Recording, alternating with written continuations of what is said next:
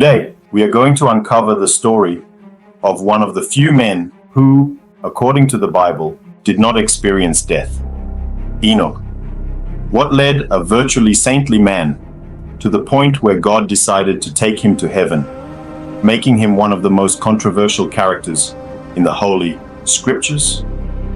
Enoch is a character shrouded in mystery and speculation. Some see him as a figure connected to aliens or extraterrestrials, while others associate him with angels who fell in love with human women. His name is linked to stories of witchcraft, cosmic journeys, and giants with peculiar eating habits. But what is the truth behind these narratives? Was Enoch really the author of the Book of Enoch, or is it just a myth? What do the best theologians and biblical scholars in history say about him? And most importantly, what does the Bible actually reveal about Enoch? And why, even though his book is cited in the Bible in Jude, was it excluded from the scriptures? Could they be hiding something? Get ready for a fascinating journey as we explore the truths and myths about this enigmatic patriarch. Before we start, don't forget to subscribe to the channel to keep learning more about the Bible every day. Our channel focuses on biblical stories in chronological order. Activate the notification bell to receive updates, and if you enjoy the content, leave a like to support our work. Now, let's uncover the untold truth about Enoch. In our recent videos, we explored the lineage of the patriarchs from Adam to Enoch, highlighting key events: Adam and Eve, the creation and the fall, resulting in the expulsion from the Garden of Eden; Cain and Abel, the first murder and the consequences for Cain; Seth and his descendants, the continuation of the godly lineage through Seth; the patriarchs, figures like Enosh, Kenan, Mahalalel, Jared, and Methuselah, who lived almost 1,000 years. Finally, we arrive at Enoch, who walked with God and was taken by him without experiencing death. With this in mind, let's now explore the mysteries and controversies surrounding Enoch. Enoch is mentioned in several crucial passages of the Bible, and his story is brief but deeply enigmatic. Let's explore these passages to better understand who Enoch was and why he is such an intriguing figure. The first mention of Enoch in the Bible is in Genesis 5:18 to 24. Jared lived 162 years and begot Enoch. After he begot Enoch, Jared lived 800 years and had sons and daughters. So all the days of Jared were 962 years, and he died. Enoch lived 65 years and begot Methuselah. After he begot Methuselah, Enoch walked with God 300 years and had sons and daughters. So all the days of Enoch were 365 years.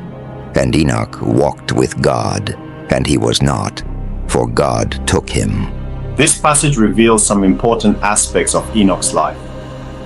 He lived 365 years, a significantly shorter lifespan compared to other patriarchs of his time, who lived over 900 years.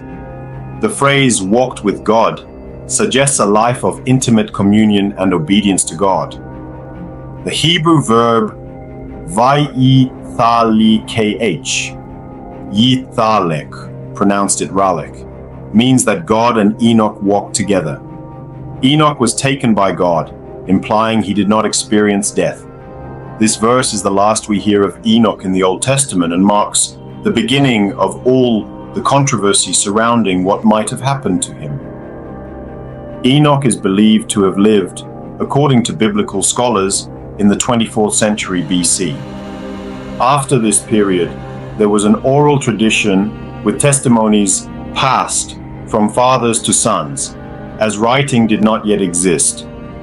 This tradition was maintained for generations until around the 3rd century BC, when, according to reports, some Jewish writers began to compile these stories into written texts. These accounts eventually consolidated into what we know as the first Book of Enoch. The Book of Enoch begins with an introduction that presents Enoch as a righteous and pious man who received apocalyptic visions and divine revelations. The text does not specify whether these visions occurred before or after his rapture, but it suggests that he was chosen by God to witness and recount extraordinary events. The main story begins with the fall of the angels, known as the Watchers. These angels were sent to earth to care for humanity, but they ended up rebelling against God. Led by Semjaza, they fell in love with human women and made a pact among themselves to descend to earth and unite with them. The Book of Enoch suggests that the women participated in these unions consensually, influenced by the extraordinary knowledge and skills the angels taught them. For example, Azazel taught the women to use ornaments, cosmetics, eye paints, and other adornments, encouraging vanity and seduction. Semjaza taught enchantments, witchcraft, and root cutting, introducing magical practices and the use of plants for occult purposes. Barakijal taught men to observe the stars, introducing the knowledge of astrology. These teachings corrupted humanity, leading to increased violence, depravity, and wickedness on earth. This union between the Watchers and human women resulted in the birth of the Nephilim, a race of giants. The Nephilim, with their immense strength and veracity, consumed all available resources, spreading chaos and intensifying corruption. They not only exhausted natural supplies, but also turned their hunger toward humans, causing widespread terror and destruction. God, seeing the extent of corruption and wickedness on earth, decided to act to purify the world. He planned to send a great flood to cleanse the earth of all this corruption. Before this, God ordered the archangels Michael, Gabriel, Raphael, and Uriel to take measures against the fallen angels. The archangels received specific tasks. Michael was tasked with capturing Semjaza and the other fallen angels, imprisoning them in dark abysses where they would await the final judgment. Gabriel was tasked with destroying the Nephilim, thus eliminating the corrupting influence of these giants. Raphael was tasked with healing the earth and cleansing the corruption, while Uriel was sent to warn Noah about the impending flood. In his visions, Enoch was taken to witness the grandeur of the universe and the spiritual realms. He saw the structure of the various heavens, where he observed the organization and functions of the angels and the celestial thrones. In the first heaven, Enoch saw the celestial bodies and the stored stars. In the second, he saw the imprisoned rebellious angels. In the third heaven, he saw the Garden of Eden. In the fourth heaven, he observed the cycles of the sun and moon. In the fifth, he found the lamenting Watchers. In the sixth, he saw the angels observing the stars and seasons. Finally, in the seventh heaven, Enoch saw the throne of God surrounded by angels praising incessantly.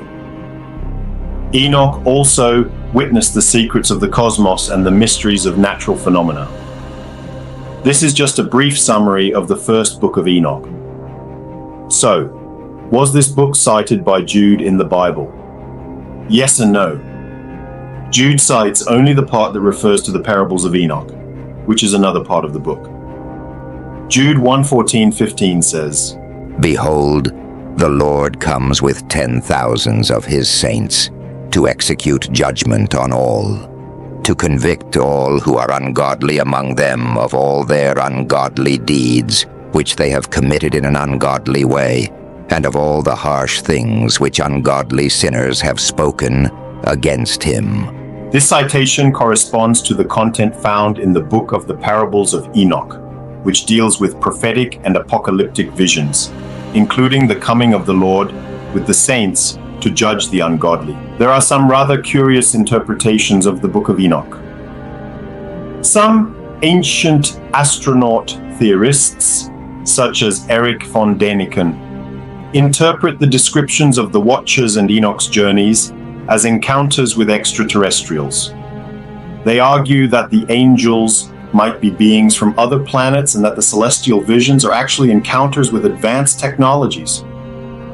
Von Däniken wrote about these theories in his book Chariots of the Gods, where he proposes that many ancient narratives, including those of the Book of Enoch, are evidence of extraterrestrial visits to Earth. The link to read the complete book will be in the video description. The Book of Enoch, although containing prophecies preserved orally and cited by Jude, is not in the Bible. The book was produced in the intertestamental period between the end of the production of the Old Testament and the beginning of the New Testament around 300 BC. We do not have the entire book complete, only fragments found in the Dead Sea Scrolls and the Ethiopian version. The book contained only memories of what people spoke, oral tradition, about Enoch and what he had said. That is, Enoch did not write the book. Traditions were passed from father to son of Enoch's prophecies. The Jews never recognized the Book of Enoch as part of the sacred canon, although the book contains some prophecies that were maintained. This does not mean that the entire book is true, and there is no complete version of it. This Book of Enoch is only the first book, and I have not commented on all the topics of the book. There are 2 more books, but I will not go into details, because otherwise, this video will become gigantic, and the focus of the channel is the Holy Bible. I will leave the link for those interested in reading the complete book in the video description. As always, I will not withhold my personal opinion on the Book of Enoch. What I can say is the following. The book was written by various authors over several centuries. This is known through textual analysis techniques applied to the book. It never formed part of the biblical canon, but was a book read by some of Jesus' apostles and possibly even known by Jesus. The book is so important that it was used as inspiration in the Maccabean revolt. But in Luke 20:35-36, Jesus makes it clear that angels do not have carnal interests or desires, which contradicts the Book of Enoch. Nevertheless, I consider it a good book that, if you have the opportunity, you should read. But only that. I do not consider it something that was hidden by the church, because the Book of Enoch was never in the Torah or the Bible. And you, what is your opinion about Enoch? What else would you like to know about him? Do you disagree with my opinion? Share your opinion in the comments, of course, without insults and with respect. In the next video, following the chronology of the Bible, we will talk about Methuselah, the man who lived 969 years. And to my surprise, I discovered a video that says he killed demons with his sword. Where did this story come from? And the birth of Noah, the man who survived the flood? What do we know about him? Is there any archaeological evidence about him? To find out, you have to be subscribed to the channel and hit the notification bell. If you liked the video, leave your like. And until next Wednesday's video,